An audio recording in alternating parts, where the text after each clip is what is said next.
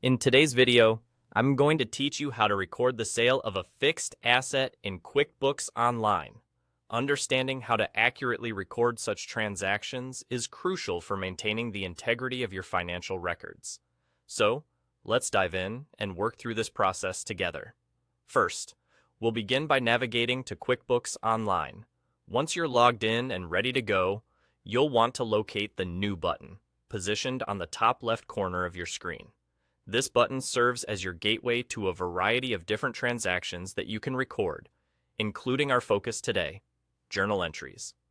After clicking on New, select Journal Entry from the drop-down menu. This selection will bring up a new window designed for creating and customizing your journal entry, allowing you to accurately record the sale of your fixed asset. Let's get started with the first line of your journal entry. Here, you'll need to specify where the sale check will be deposited. This could be a particular bank account, for example. Choose the appropriate account and then enter the sale amount into the debits column. This entry is crucial because it reflects the influx of cash you're receiving from the sale, updating your accounts accordingly. Next, it's time to consider the depreciation of the asset. Depreciation is an essential factor as it accounts for the reduction in value of your asset over time. In this same journal entry window, you'll add a second line to record the accumulated depreciation.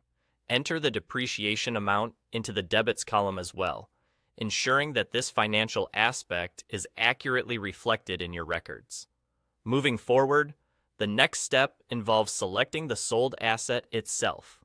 On a new line in your journal entry, you'll identify this asset and then set its credit value equal to the total debits you've listed so far.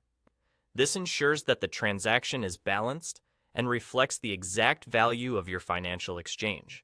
After you've inputted all necessary details into your journal entry, it's important to save your work. Look for the Save button, typically at the bottom of the journal entry window, and click it.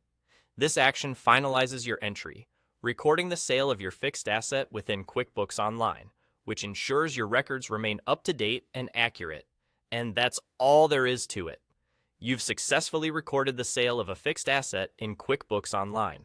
This methodical process helps ensure your financial statements reflect all transactions accurately, ultimately providing you a clear picture of your business's financial health. Remember, maintaining precise and systematic records is key to insightful financial management.